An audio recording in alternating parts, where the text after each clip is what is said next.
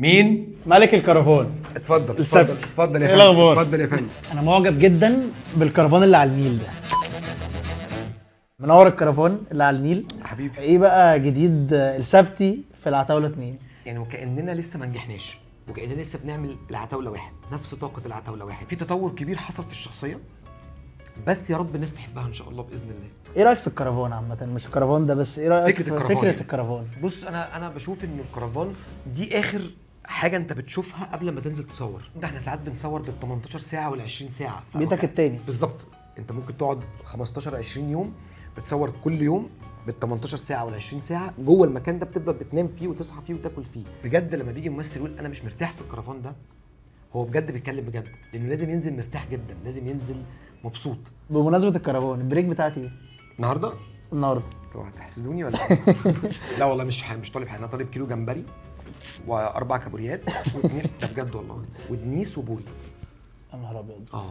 بحب الاكل قوي. الاكل اهم حاجه، ومن اسكندريه الاكل اسكندراني اصلا. انا بحب الاكل، هو اي اكل موجود انا هاكله، كل حاجه ممكن اكلك. حبيبي خلوني.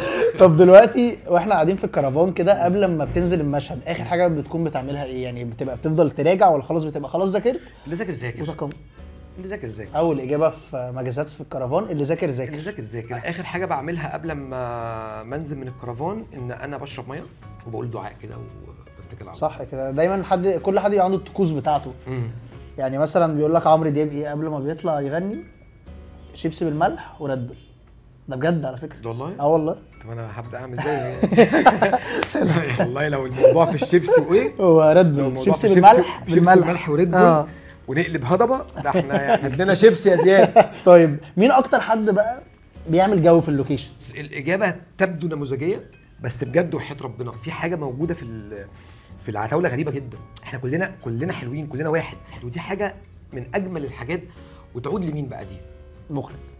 طبعا احمد خالد موسى واحمد السقا.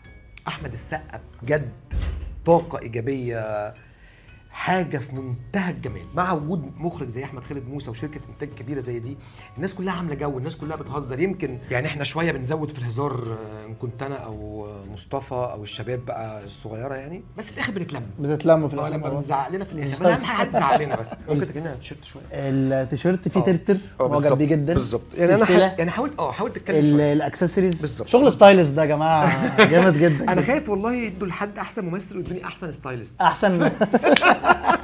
طب انا دلوقتي بتكلم مع السبتي. ازيك يا سبتي؟ تمام. عامل ايه؟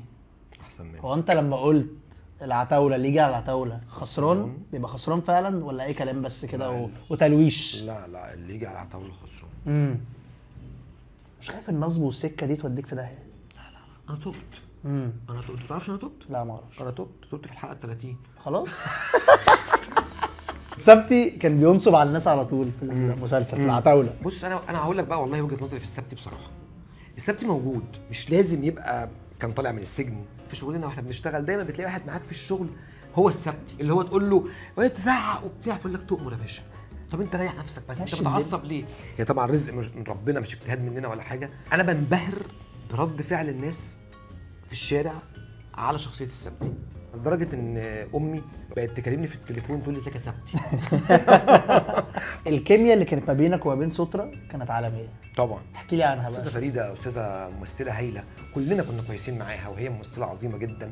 فهي كانت بتدينا الطاقه دي. دايما لما يبقى معاك ممثل كبير بيكبرك، فده حصل وحصل كمان مع باسم سمره. وانا وباسم لينا كمان مع بعض جولات يعني من ايام بابا المجال. مين بابا المجال؟ 3 في تاريخ الفن في العالم: الباتشينو ومحمود المليجي واحمد كشك. انا هقفل هنا. مش عارف اقول كده ازاي، بس ده مش رايي، ده راي الجماهير اللي قاعدين معانا في الكرفان دلوقتي. لا ده راي امي فيا. هي امي بتشوفني احسن واحد في الدنيا.